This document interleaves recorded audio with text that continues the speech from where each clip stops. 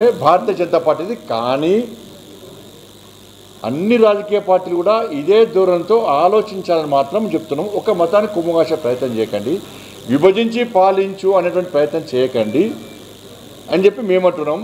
Bharatiya Janata party ఏ రోజు కూడా ముస్లిం మతాన్ని కించపరచలే, ముస్లింల మనోభావాలు దెబ్బతీసే ప్రయత్నం చేయలే, ఎక్కడ ఏ మసీదు కూలగొట్టలే, ఎక్కడ ఏ దాడులు జరగలే, ఎవరిని హత్య చేయడం కూడా తప్పే.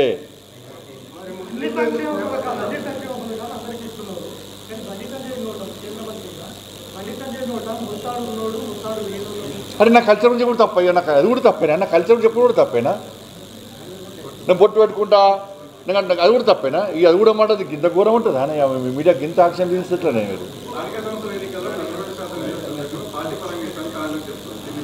ఇది నువ్వు పార్టీ నుంచి చూడ మేము ఆలోచిస్తున్నాం, మేము మరి మాకు ఓటేయాలి, ప్రజలు మాకు ఓటేయాలి. మేము ఇచ్చే పార్టీ పదవి పోస్టులో మేము బీసీ, ఎస్సీ, ఎస్టీ, మహిళ వీళ్ళకి సంబంధించి మేము సరైన పద్ధతిలో మేము గౌరవం ఇస్తున్నాం. మీరు 42% రిజర్వేషన్స్ ఇస్తా అని చెప్పి ఎందుకు ఇవ్వలేకపోతున్నారు? కోర్టు ఆపిందా, గవర్నర్ గారు ఆపినరా, రాష్ట్రపతి గారు ఆపిరా, అది కాదు కారణం.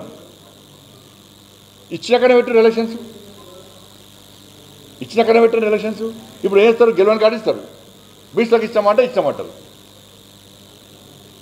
రాష్ట్ర ప్రభుత్వానికి మీకు ఇంటెలిజెన్స్ ఉంది, ఒక సర్వే చేయించుర్రి, సర్వే చేసి ఎక్కడెక్కడ గెలుస్తుందో మీకు తెలుస్తుంది, దాని ప్రకారం ఇక్కడ గెలుస్తుంది, ఇక్కడ బీసీలకు ఇస్తున్నాం అని చెప్పండి. మరి ఇక్కడ ఎస్సీలకు ఇస్తున్నాం, ఇక్కడ ఎస్టీలకు ఇస్తున్నాం చెప్పండి మరి. అది ధన్యవాదాలు.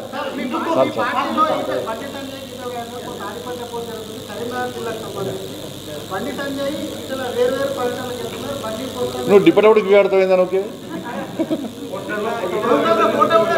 మా నాయకులు ఈ భేదాలు, అభిప్రాయ భేదాలు అనేటివి అవాస్తవము.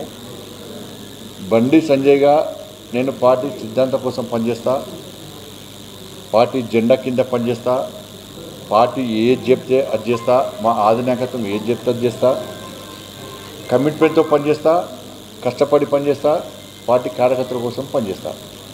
ఇది నా ఆలోచన. నా మీద ఇంకెవరికైనా వేరే అభిప్రాయ భేదాలు ఉంటే అవి మనసులో తీసేయండి. నా గురించి మంచి ఆలోచించండి, పార్టీ గురించి మంచి ఆలోచించండి మాత్రం కోరుతున్నాను. ధన్యవాదాలు.